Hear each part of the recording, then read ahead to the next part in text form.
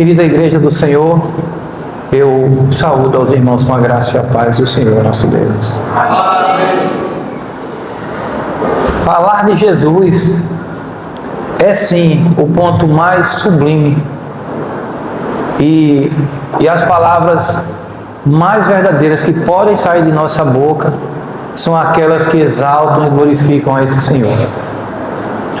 Mesmo sendo quem é, porque Ele nunca deixou de ser. Ele simplesmente é Deus. E como diz o texto talvez mais citado da Bíblia, né? João 3,16, né? Vai dizer que porque Deus amou o mundo de tal. Essa palavra de tal é porque não há uma expressão exata para mensurar o tamanho do amor de Deus. E Ele diz que amou de tal maneira que enviou o seu Filho. Ele enviou o seu Filho, seu único Filho, para morrer por nós. E assim sendo, todo aquele que nele crê, deposita verdadeira, inerrante, inabalável e plena confiança, goza, desfruta e é contemplado com o que somente Ele pode dar, a vida eterna. Somente Cristo pode dar. Mas, mesmo sabendo que de nossa parte nada pode ser feito para conquistar isso, porque quem conquistou foi Cristo. Foram os méritos de Cristo. Foi a obra de Cristo. Foi o sangue dele que verteu na cruz, não foi o seu e nem o meu. Agora, uma coisa eu posso garantir, e faço isso com convicção. Foi por razão sua e minha. Porque ele se deu naquela cruz. O Cordeiro de Deus, que tira os pecados do mundo por um povo. Por um povo que, pela desobediência dos nossos pais no Éden, eles foram naturalmente sujeitos ao que era consequência do pecado. E Paulo, quando escreve carta aos Romanos, ele vai dizer que o salário do pecado é a morte. Mas, para que fique o alento e o bálsamo, o refrigério em nossos corações, no mesmo texto, capítulo 6, verso 23, ele vai dizer que o dom gratuito de Deus em Cristo Jesus é a vida eterna. Mas, que vida eterna é essa? Como foi ela conquistada? Por quem? E se foi, e por quem foi, como é que eu posso gozar, desfrutar, tomar parte disso? Quando é que isso, na verdade, é aplicado em mim? Será que aqueles que vieram antes de nós e que foram verdadeiramente nascidos, pois é assim que João capítulo 3 registra. Jesus conversa com um homem chamado Nicodemos. Ele era um homem religioso, ele era um homem versado na lei. Mas o Senhor Jesus disse a ele o quê? Se não nascer de novo, não verás o reino de Deus. Mas esse nascimento, verdadeiramente, sendo em nós, é necessário que para isso, primeiro, morramos. Morramos para o mundo, para vivermos para Cristo. Em Marcos, no capítulo 8, ele vai dizer de modo muito cabal, claríssimo: aquele que quer ser meu discípulo, negue-se a si mesmo. Tome a sua cruz. E se tem uma coisa que pesa muito para nós, é essa autodeclaração de sermos incapazes, de sermos sim capazes de reconhecer o nosso estado de pecado, mas não estamos sozinhos. Nós não estamos jogados ao vento, não. Nós temos o nosso socorro bem presente nas tribulações. Nós temos Cristo. E eu quero dizer a vocês, meus irmãos, como está escrito em João capítulo 16, verso 33, que isso não implica sobre nós não termos dificuldades. Teremos. Todavia, Paulo escrevendo carta aos Filipenses, ele vai dizer que tudo posso naquele que me fortalece. O mundo tentará fazer com que você desista, fazer com que você alimente a incredulidade, dando assim menos ênfase ao que de fato deveria ser dado, a fé, a confiança no Senhor. E hoje, como temos de costume em nossa igreja, comemorarmos o mais alto degrau da fé cristã. E o mais alto degrau da fé cristã não é nada que nós possamos fazer, mas é aquilo que Cristo fez pelo seu povo. E nesse dia, no domingo, dia do Senhor, como consta na palavra de Deus, foi o dia em que foi feito notório que a morte não pôde detê-lo. Ele venceu a morte.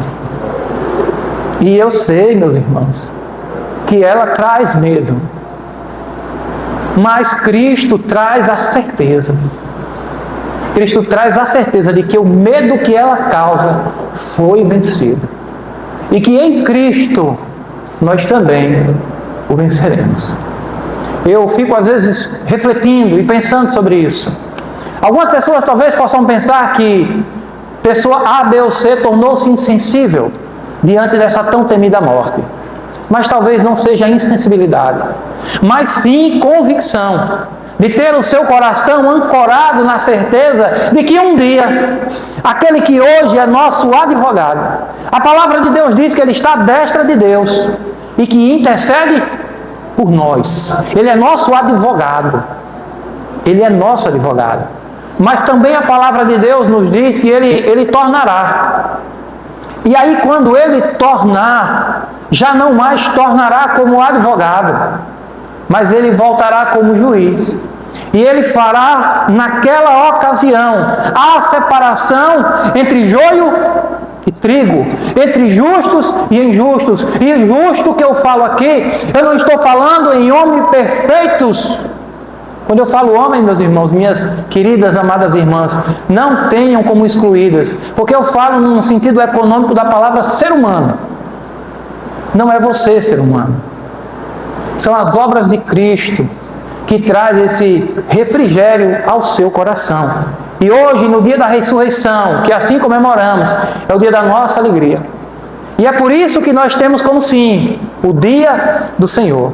É o dia em que o nosso justificador, a nossa justiça, Ele trouxe à tona.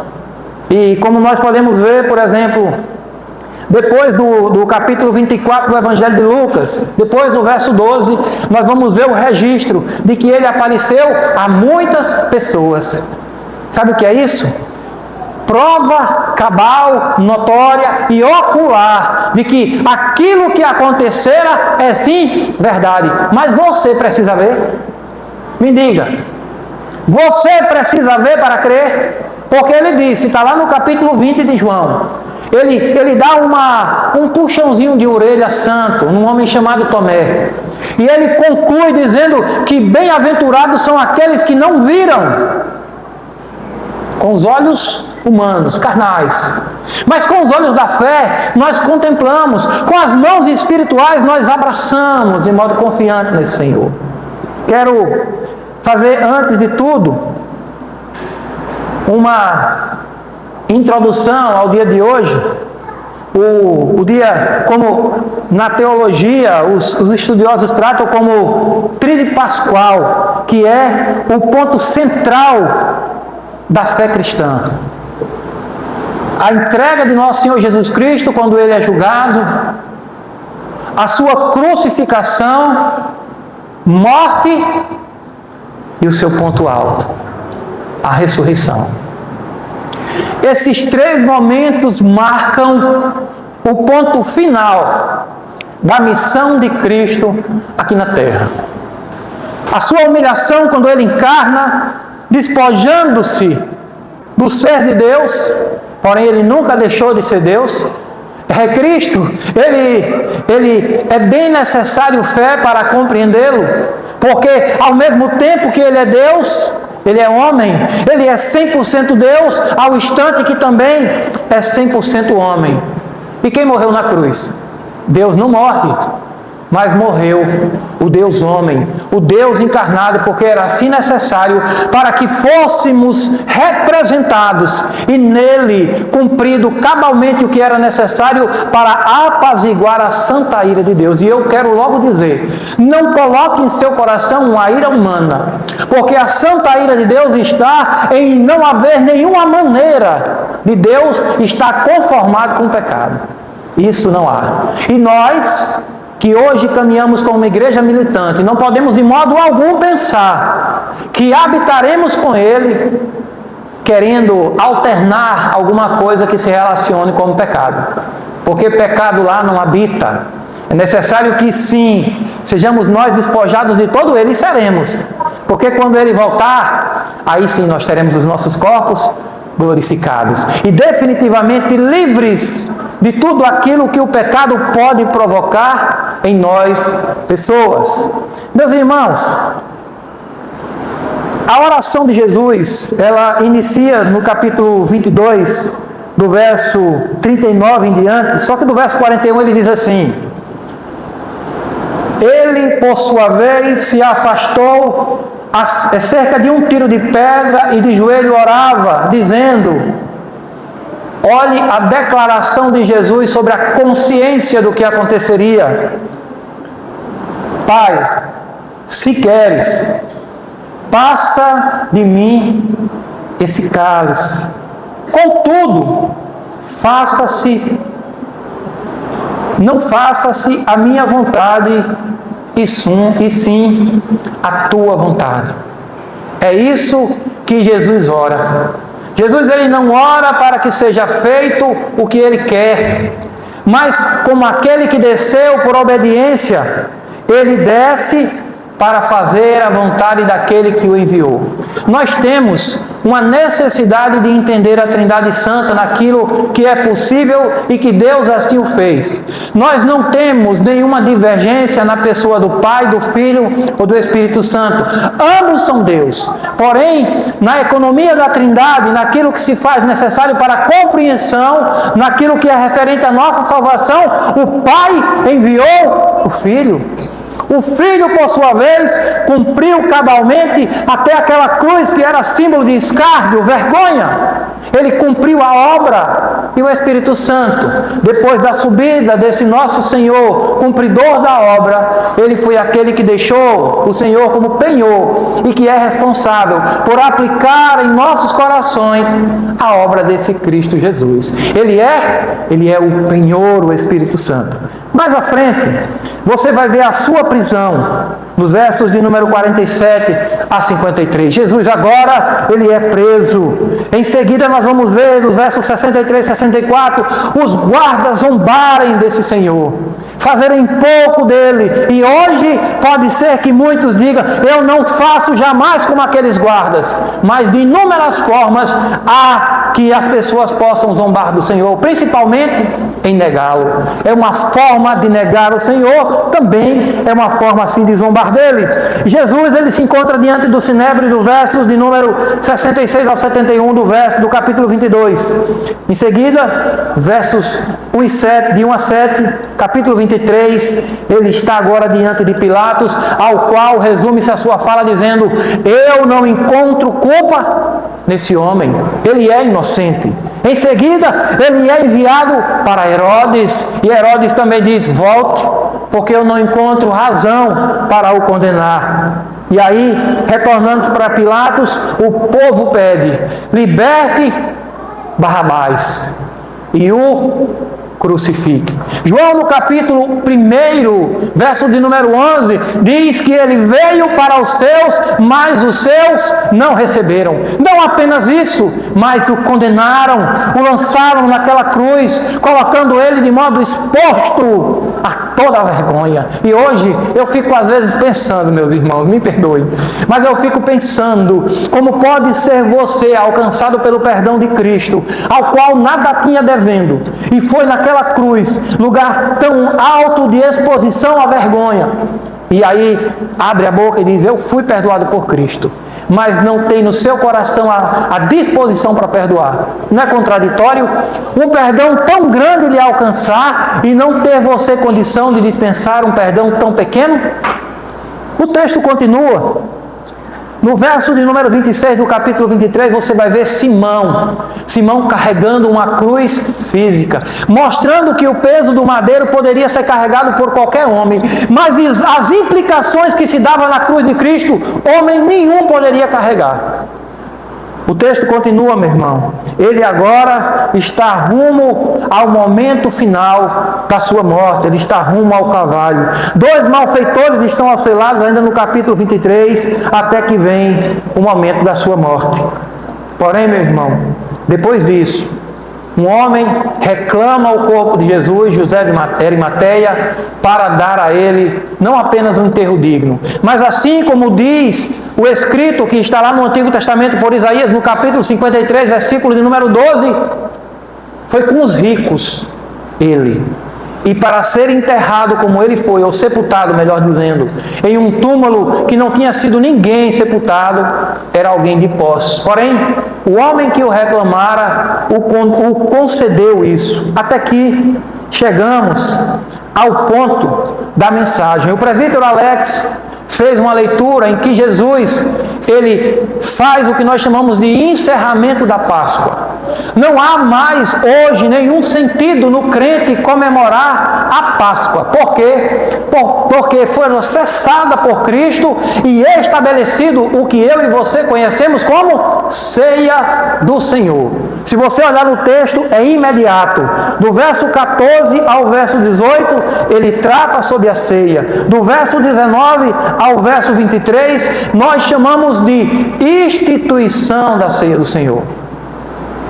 A Páscoa ficou para trás, as tipificações ficaram para trás e agora vem a cabal conclusão e manifestação do Cordeiro de Deus que tira os pecados do mundo. O texto em questão é o capítulo de número 24, de versículo de número 1 até o versículo de número 12. Vou estar fazendo a leitura, peço aos irmãos que continuem com suas Bíblias abertas.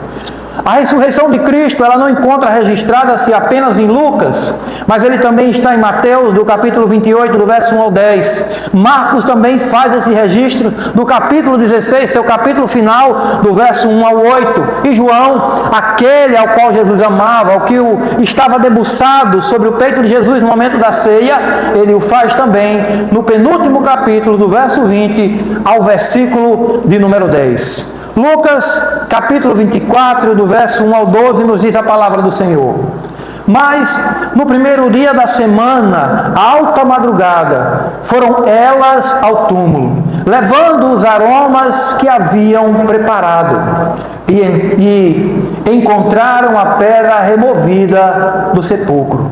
Mas, ao entrarem, não acharam o corpo do Senhor Jesus. Aconteceu que, perplexa a esse respeito, apareceram-lhe 2 varões com vestes resplandecentes. Estando elas possuídas de temor, baixando os olhos para o chão, eles lhe falaram: por que buscais entre os mortos o que vive? Ele não está aqui, mas ressuscitou. Lembrai-vos de como vos preveniu, estando ainda na Galileia, quando disse: importa que o Filho do Homem seja entregue nas mãos de pecadores, e seja crucificado, e ressuscite ao terceiro dia. Então, se lembraram das suas palavras, e voltando do túmulo, anunciavam a todas as coisas aos 11 e a todos os mais que com eles estavam. Era Maria Madalena, Joana e Maria, a mãe de Tiago. Também as demais que estavam com elas confirmavam estas coisas aos apóstolos. Tais palavras lhes pareciam como delírio e não acreditaram nelas. Pedro, porém, levantando-se, correu ao túmulo e, baixando-se, nada mais viu, senão os lençóis de linho e retirou-se para casa, maravilhado do que havia acontecido. Querido Deus, é o Senhor que tem o poder de sondar e esquadrilhar o coração de cada ser que aqui está, inclusive desse teu servo. Rogo ao Senhor, ó Espírito Santo, abre os nossos corações e mentes para que entendamos não a parte periférica ou superficial da palavra, mas a essência que nela contém. E que assim sendo, o nome do Senhor seja de tudo exaltado, bendito e glorificado, e que cada um dos teus filhos receba a porção devida, para que assim haja edificação na tua igreja.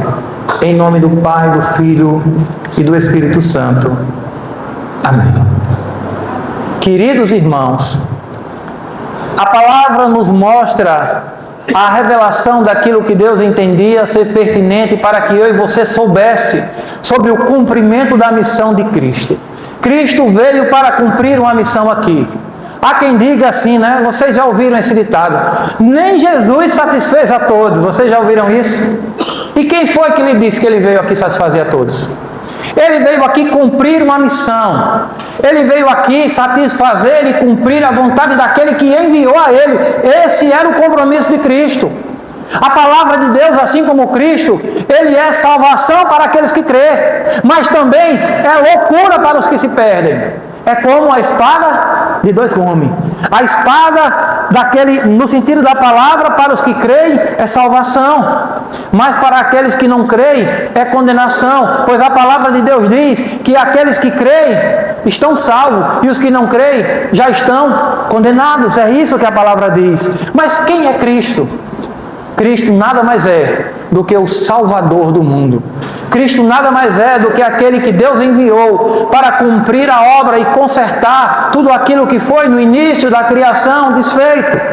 O texto, na questão dessa manhã, nos 3 versos iniciais, nos traz relatos importantes.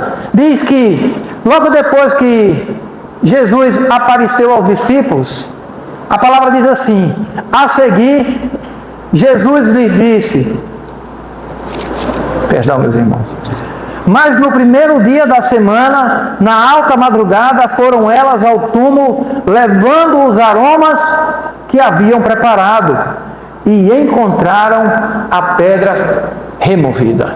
Meus irmãos, a pedra removida não é uma simples questão de alguém ter tirado ela, mas na verdade é uma declaração e constatação de que o corpo que ali estava, ele não mais se encontrava lá. E a pergunta é: o que aconteceu com ele? Qual foi o destino tomado por aquele corpo que ali estava? Aquele que ali estava, por muitos, já era reconhecido como o Messias. Aquele que o Antigo Testamento falava que viria para ser o justificador, a justiça de muitos. Mas o que aconteceu com esse corpo? Será que alguém retirou essa pedra munido de aparelhos ou de outras pessoas e deu um destino diferente? O que aconteceu com esse corpo? Para o incrédulo, ele pode alimentar no seu coração, dizer que qualquer coisa pode ter sido feito, mas nós que cremos na revelação da palavra, nós sabemos, porque nela crendo, ela nos informa o que foi feito com ele. Essas pessoas que aqui viram, mulheres que foram preparadas para derramar bálsamo sobre o corpo do Senhor, e deixando bem claro, elas foram munidas de algo que era extremamente caro. Esse tipo de procedimento só era feito com pessoas de poder aquisitivo muito alto. Ser enterrado em um local ímpar, onde ninguém tinha sido, depois amparado com esse ato de cuidado das mulheres, era para alguém que era elevado. E nós estamos falando não somente de um homem comum, mas nós estamos falando do Senhor dos Senhores, do Rei dos Reis. O verso 23 diz assim: mas ao entrarem, não acharam o corpo do Senhor. Será que ele virou algo imaterial? Será que Jesus tornou-se em um simples espírito? Ou será que de fato ele ressuscitou? Qual é a verdade que alimenta e adorna o seu coração? O que você de fato confia ou acredita? Essas mulheres, ao chegar lá, elas se depararam com uma cena que era contrária ao que elas esperavam. Elas jamais esperavam que ao chegar lá, aquele corpo não estaria mais lá. E muito pelo contrário, é o que elas pensaram ao se deparar com aquele túmulo vazio. Qual é o sinal de túmulo vazio? Ou alguém não foi ali sepultado, ou retiraram o corpo, ou aquilo que de fato nos alimenta e nutre a nossa confiança, que é o cumprimento do que disse a palavra de Deus, que ele seria assim entregue, que ele seria assim morto, mas que ele iria ressuscitar. E Deus ele não deixa nenhum dos seus filhos no vácuo com relação daquilo que ele sabe ser necessário para que eles saibam. O verso de número 4 diz que diante disso aconteceu que elas ficaram perplexas. E a palavra perplexa, ela pode ser traduzida com alguns sentidos para nós. Como por exemplo, confusão. Elas podem ter ficado confusas, mas não somente isso. Elas podem ter ficado com dúvida. Como até hoje muitos caminham, estão nas igrejas, leem a palavra de Deus, ouvem pregações, mas são regados de infinitas dúvidas. E como eu sei isso? A Bíblia diz que pelos frutos se conhece a árvore. É pelo fruto que se conhece a árvore. Você pode ver muitas pessoas falar que confiam no Senhor, falar que têm seus corações ancorados nele, mas na hora que pleiteiam com a morte, entram em desespero. Meus irmãos, acreditem nisso. A morte diante do verdadeiro servo de Deus nada mais é do que uma passagem de um momento provisório para um momento pleno. A morte, ela não tem poder condenatório para o inferno, para aqueles que estão em Cristo Jesus. Porque da mesma maneira que Cristo venceu, ele diz que aqueles que nele estão também já têm a vitória. E é nisso que nós temos que alimentar os nossos corações. Mas existe ainda uma outra forma. Elas ficaram espantadas. Vocês lembram quando Jesus enviou os seus servos e ele vinha andando por sobre as águas? O que foi que aconteceu com seus servos? Ficaram com medo? Eles acharam que eram um fantasma e eles ficaram super com medo. Até que o Senhor Jesus disse: não temais, sou eu. Aquilo que está fora, muitas das vezes, da caixinha que eu e você concedemos, só pode ser respondido no Senhor. E elas, diante desse medo, o verso 4 diz que elas ficaram perplexas a esse respeito. Apareceram-lhes 2 varões com vestes resplandecentes. Meus irmãos, aqui não eram pessoas comuns, não era um presbítero, um pastor, não era não. Eram mensageiros de Deus, eram seres celestiais, que por Deus foram enviados para trazer esclarecimento, mas não era para falar o que eles queriam, não era para falar como eles queriam, mas era para falar aquilo que era a praz do Senhor. O verso 5 diz que estando elas possuídas de temor, vocês lembram o que é temor? Aquilo que precede a sabedoria. Algo nelas tinham tomado as mesmas como um êxtase. Elas temiam aquelas palavras por não compreender. Porém, eles foram enviados para esclarecer. E o texto diz no verso 5: baixando os olhos para o chão, eles lhe falaram: por que vocês procuram entre os mortos aquele que vive? Será que essa pergunta, ela faz sentido para você? Será que você, meu irmão, que hoje está aqui, nessa manhã, será que você, em momentos de sua vida, de sua caminhada, já não fez essa pergunta? Será que essa pergunta não faz sentido para você? Será que em momentos de tribulação, em momentos de dor, em momentos em que você vê a sua falência, em momentos em que você vê a sua força e a sua capacidade sendo esvaídas, será que você não faz essa pergunta para Deus quando na verdade deveria ser feita para você? Porque quando você procura Ele entre os mortos, você atribui a Ele as limitações e aquilo que é atribuído aos homens. Eu não tenho condições de vencer a morte em mim mesmo. Ela não pode ser vencida pelas minhas habilidades. Não pode. Hoje eu conversava com Kátia, de ontem para hoje, sobre algumas pessoas conhecidas nossas que estão com algumas enfermidades e que tem prolongado-se a situação. E que quantas pessoas mais foram apartadas dessa vida, e essas pessoas que lutam contra enfermidades continuam, porque quem tem a vida de cada um de nós nas mãos é Deus. A palavra diz que nossos dias aqui, cada um estão contados. Cada um deles. Ninguém vai antes e ninguém vai depois. Ah, pastor, mas teve um homem não sei aonde que morreu de forma X. Bem, a forma da morte não me cabe. Eu só sei que os dias estão contados. Ele não diz a forma da morte. Porém, eu lhe digo uma coisa, que a morte não é o fim para aqueles que estão nele. Em João capítulo 11, ele diz que aqueles que nele creem, ainda que morra, viverá. E se eu sei que isso aqui é verdade, eu não procuro Cristo entre os mortos, eu procuro Ele, onde Ele está, à destra de Deus Pai, vivo e intercedendo por nós. A minha fé não me conduz a uma desistência diante da morte, visando me enganar. Eu não caminho pelo que vejo, como diz a própria palavra de Deus. Eu vivo pela fé, eu não vivo pelo que os meus olhos me mostram. Sentiremos dor, meus irmãos. Sentiremos a dor da perda, de apartação, de distância. No dia da mulher, dia 8 de março, seria o aniversário de meu velho. Meu pai é do dia 8 de março do ano de 1950. E seria mais um aniversário dele. E eu, dia a dia, eu não esqueço, não tenho como esquecer. O presbítero Gil está com uma tesoura dentro do carro que me pertence. Ele foi cortar uma tela e me perguntou se eu tinha uma tesoura assim. Eu disse, tenho. Era do meu pai. Então, sempre a gente está lembrando disso. Sempre a gente tem uma boa lembrança. Mas a pergunta é, que lembrança você tem do seu Pai soberano? Qual é a lembrança que mais alto se encontra na sua mente, no seu pensamento, no seu coração? Diante disso, diante da pergunta que ele fez, e essa pergunta ele não está fazendo apenas a ela, como a palavra faz a você também. Aonde você tem procurado Cristo?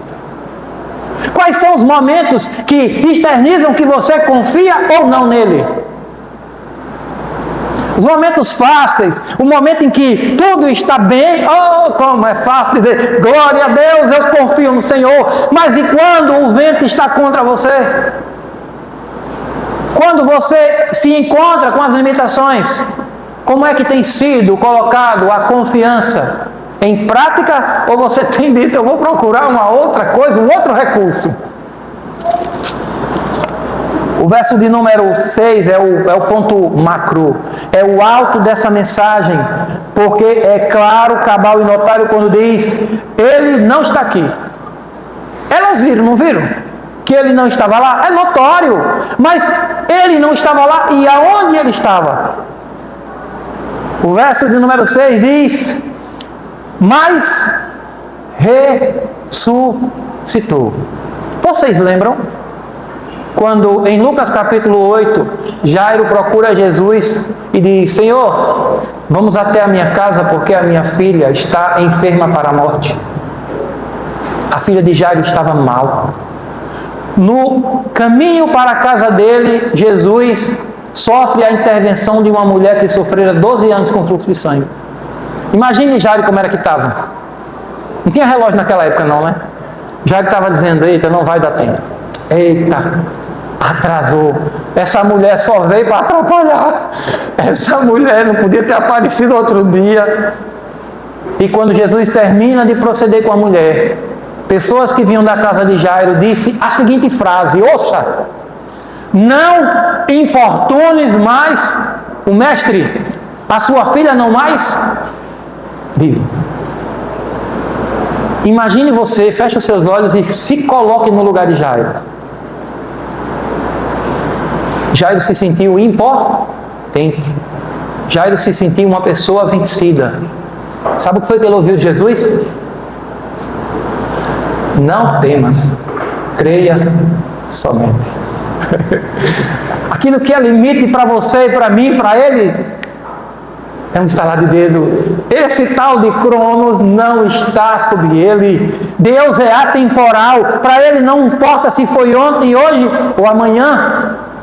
O verso ele conclui dizendo: lembrai-vos de como vos preveniu, estando ainda convosco. Oh, meus irmãos, como nós temos essa fraqueza, essa limitação em guardar de modo especial as palavras do nosso Senhor em nosso coração e nossa mente. Como nós temos às vezes a dificuldade de guardá-las com confiança. E as situações às vezes à nossa volta nos fazem duvidar ou até mesmo esquecer, não lembrando do que ele nos disse. Sabe o que foi que ele disse em Mateus 28? Para você: eis que estou convosco todos os dias até a consumação do século. Sabe quais são os todos os dias? Nos dias de riso, nos dias de choro, nos dias de falta, nos dias de abundância. Todos os dias, quer seja de noite, quer seja de dia, quer seja dormindo, Ele está com você. Ele é o guarda de Israel, aquele que nunca dorme, aquele que vigia, que vela por você. E fazendo isso, dizendo a elas que era para elas lembrar-se do que Ele tinha dito, estando com eles ainda na Galileia, cumprindo o seu ministério, quando disse: importa que o Filho do Homem seja entregue às mãos de pecadores, seja crucificado e ressuscite ao terceiro dia. Jesus, ele previamente, como fez Isaías no capítulo 53, ele disse o que iria acontecer com ele. Se ele quisesse, ele teria sido pego. Quantas vezes tentaram pegar Jesus, quando olhava, já não estava mais. Sabe qual eram as palavras dele? Ainda não é chegada a minha hora. Ainda não é chegada a minha hora. Até que o traidor, Judas, com um dos símbolos que nós entendemos atribuir carinho, sentimentos bons, com um beijo ele traz o Senhor.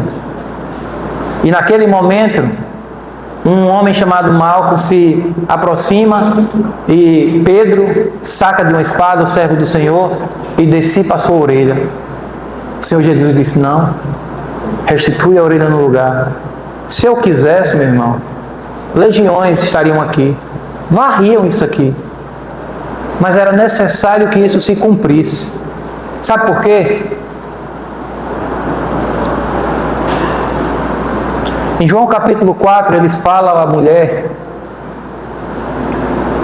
que se ela soubesse quem estava pedindo a ela água, ela era quem pediria, e ele lhe daria a água para a vida eterna.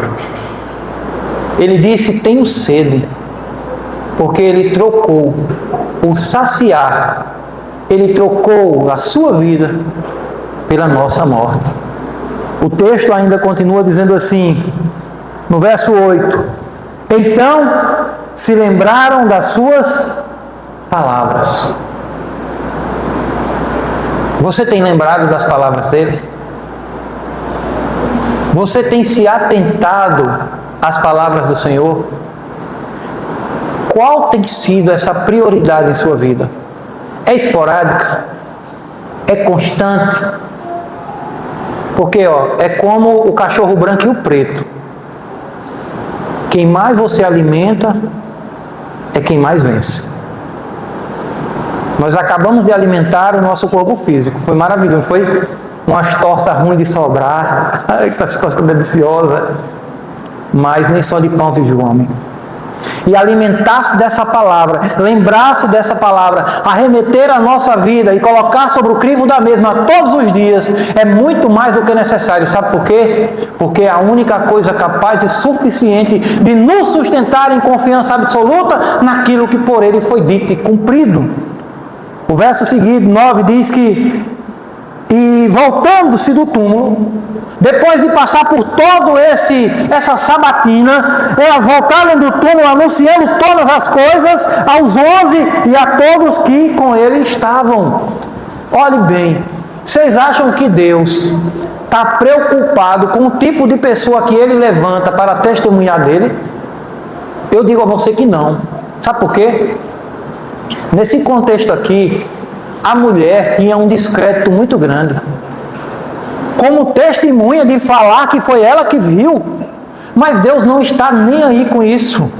Lembre-se que em João capítulo de número 4, ele também fez assim com aquela mulher do poço, e ela saiu e foi dizer: olhe, eu vi um homem que disse tudo quanto tenho feito, ele falou sobre a minha vida, ele me conhece no meu íntimo. Quem disse a ele? Lembre-se que adivinhar não é da parte de Deus, mas Deus, ele é onisciente. Ele conhece, sabe tudo o que pensamos, até antes das palavras virem às nossas bocas, Ele já sabe. Elas voltaram e foram testemunhar do Evangelho. E aqui, duas lições riquíssimas para nós. Primeiro, se nós fomos de fato alcançados e temos certeza da ressurreição de Cristo, e assim sendo nós ressuscitados nele, nós o proclamamos. Nós não ficamos presos à nossa suficiência. Se as pessoas vão ou não dar crédito a nós, o crédito tem que ser dado a quem? É a ele. Lembra de João Batista? Eu não quero nem saber se vão me ver como grande. Não importa se eu cresça. O que importa é ele crescer. É o bom nome dele ser exaltado, glorificado e bendito. Eu espero que um dia, se assim for a vontade de Deus, porque eu vou envelhecer, né? Eu já estou caminhando, rumando para os 48 esse ano, logo os 50 estão à porta, e um dia eu vou partir, se Cristo não voltar. E que eu sei que um dia novos pastores e servos vão estar aqui.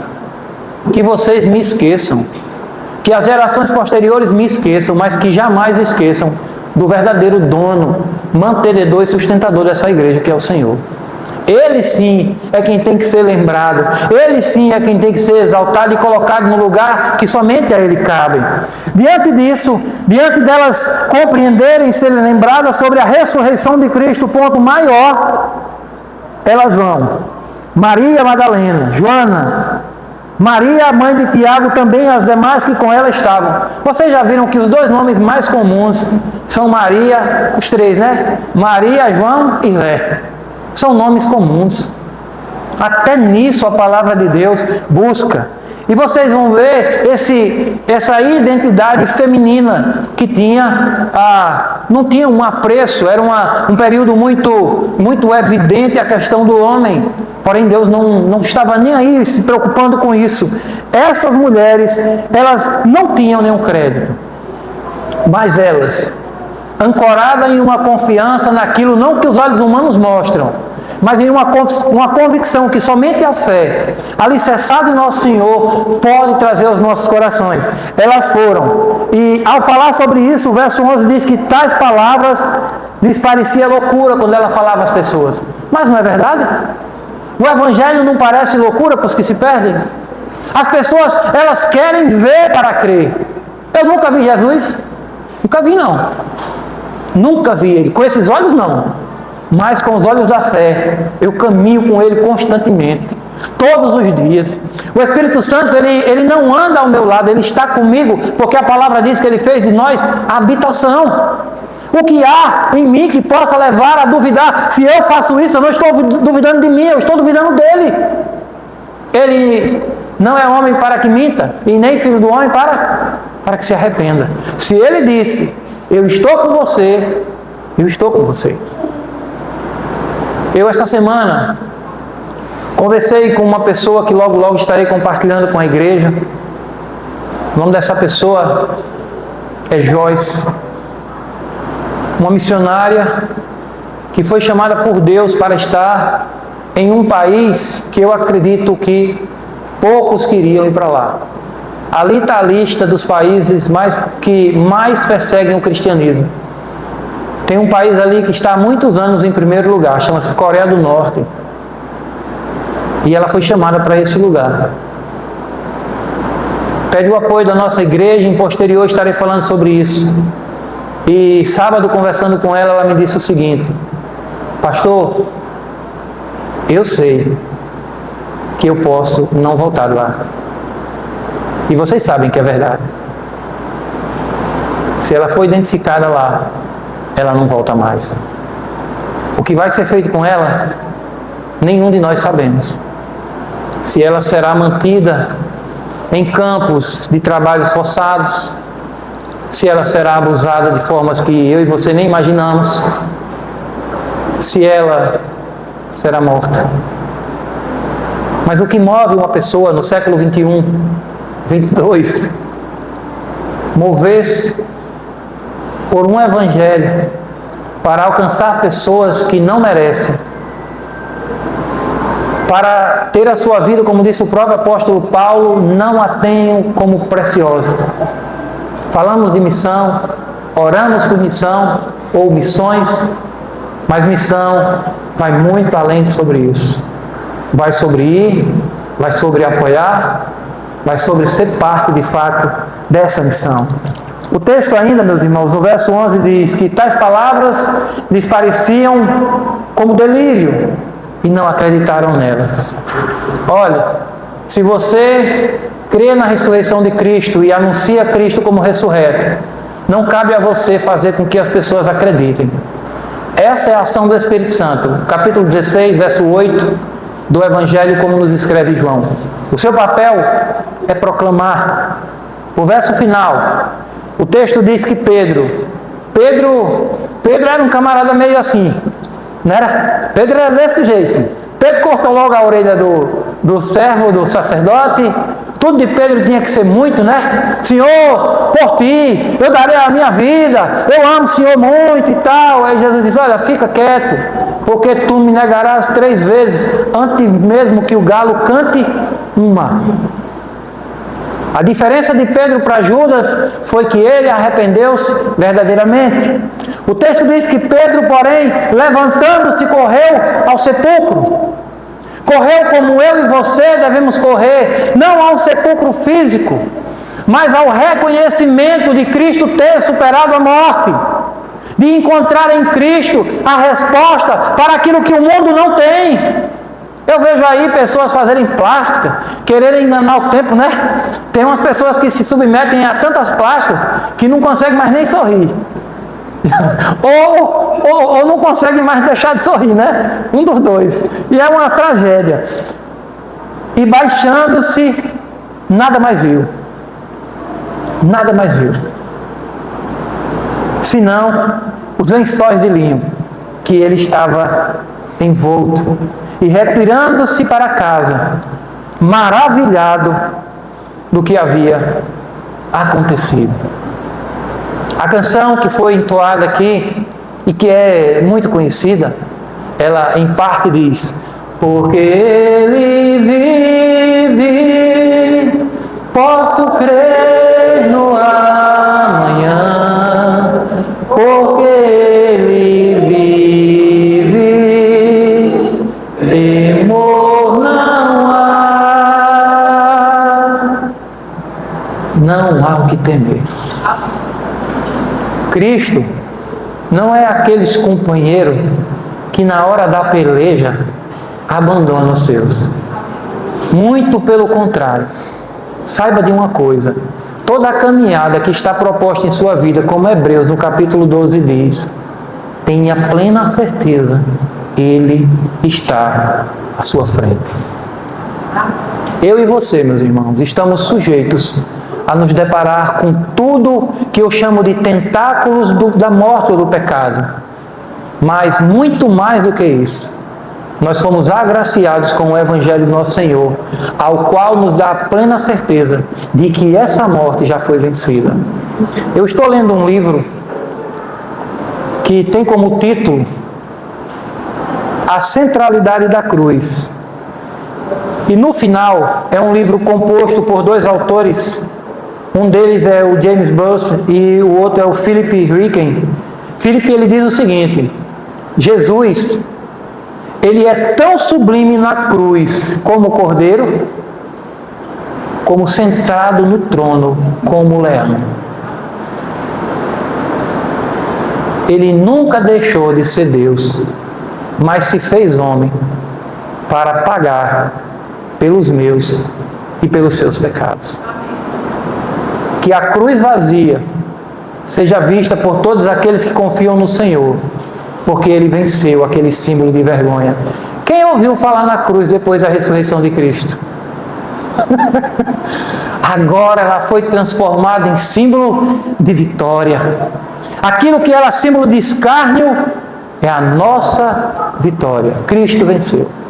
Por isso, meus irmãos, eu rogo a Deus que de igual modo seja aplicado no coração de vocês a certeza conquistada por Cristo. A morte ela é uma verdade, pois ela é salário do pecado. Mas mais verdade do que ela é a ressurreição de Cristo e de todos aqueles que nele estão. E a terceira, e não menos importante, é de que você, meu irmão, você é alvo dessa mensagem. E de que assim sendo, tu também torna-se alvo da obra de Cristo. Que Ele conceda a você, meu irmão, não somente nesse domingo, mas em toda a vida, a certeza plena e confiança na obra de Cristo, nosso Senhor e Salvador. Peço a vocês, meus irmãos, que nesse momento se coloquem de pé.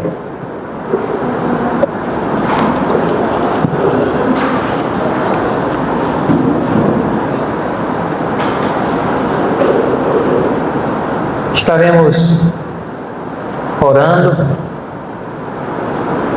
impetrarei a bênção e logo em seguida o presbítero Alex está com a palavra. Pai Santo, foi o Teu Filho que cumpriu a obra. Não é nenhuma obra nossa que devemos confiar, mas é na obra dEle. Que a ressurreição de Cristo seja colocada em nossos corações e mentes com a certeza que cabe daqueles que em Ti confiam. Pai Santo, tira de nós tudo aquilo que possa ser obstáculo. Aplana os caminhos diante de nós. Nos tome pela mão. E que assim sendo, possa ser, meu Pai, o Teu nome visto em nós, glorificado e exaltado para todo sempre seja o Senhor. Em nome do Pai. Recebam a bênção, meus irmãos. Que o amor de Deus Pai, que a graça e a misericórdia do Seu Filho bendito, nosso Senhor e Salvador, Jesus Cristo, que as doces e inefáveis consolações do Espírito Santo de Deus esteja com os amados irmãos, assim também com toda a Igreja Israel de Deus, espalhado pela face da terra, ontem, hoje e para todo sempre.